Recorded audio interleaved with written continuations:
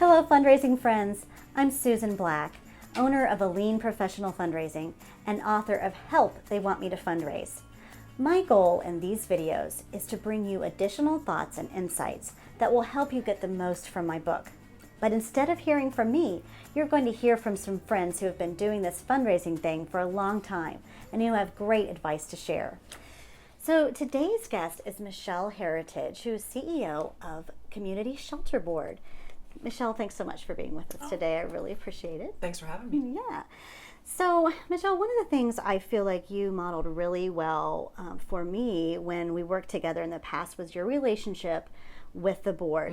So what's your best advice for executive directors or nonprofit CEOs who feel uncomfortable with this aspect of their relationship with the board? The number one thing you need to do is to think about your relationship with any board and every single board member in terms of partnership. Okay. And so you can't think of it as, I'm leading you now, oh, now you're my boss and you're telling me. It truly is a partnership. So if you formed a partnership with anyone, say you and I went into business together, Okay. how would we interact with each other in terms of the business we were trying to get done together? The second thing that I think executives fail to do in terms of individual board members is to not have a relationship with them.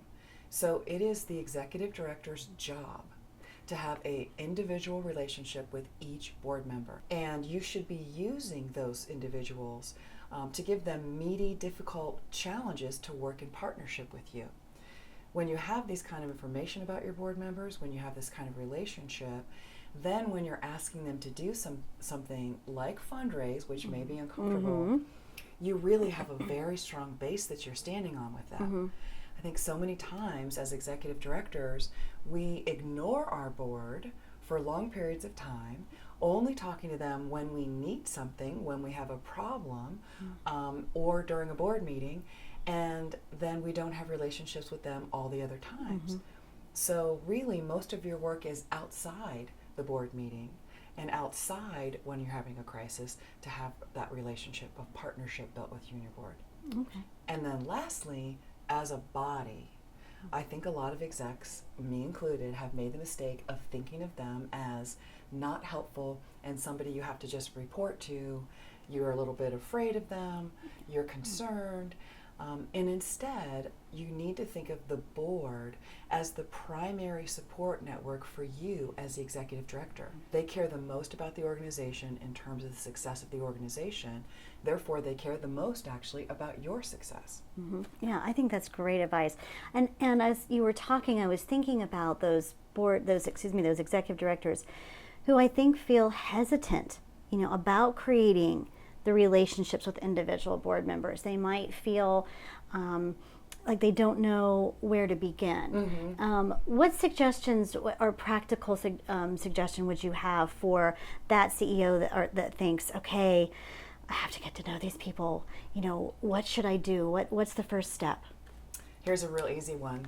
Have a party at your house.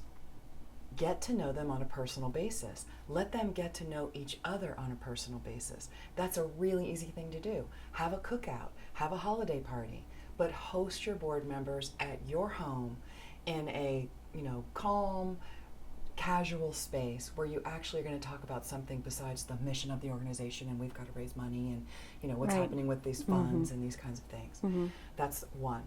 The second is you should on a regular basis be seeing your board members for breakfast, lunch, dinner, coffee, drinks. It just depends on your relationship with the board members. If you're working with new board members, you should start from the very beginning. So their first year with you, you should have regular check-ins that you actually schedule for the whole year in advance. And it could be quarterly. I see mine every quarter for the first year. We do a wrap-up on the first year, how the first year go, how are you feeling. If you're inheriting board members, as soon as you come in, wear that training badge of a new executive director and ask them to go out to breakfast, lunch, dinner, drinks, whatever it works for you. Right. Yeah. Well, Michelle, I think those are really wonderful tips that are going to help executive directors a lot. Thank you so much for being here today. Thanks for having me. What do you think? Are you an executive director that's struggling with this relationship with your board? Make sure to post your comments so we can address those in future episodes. Or on my blog at my website, www.leanfundraising.com. And follow me on Twitter at Susan Black, CFRE.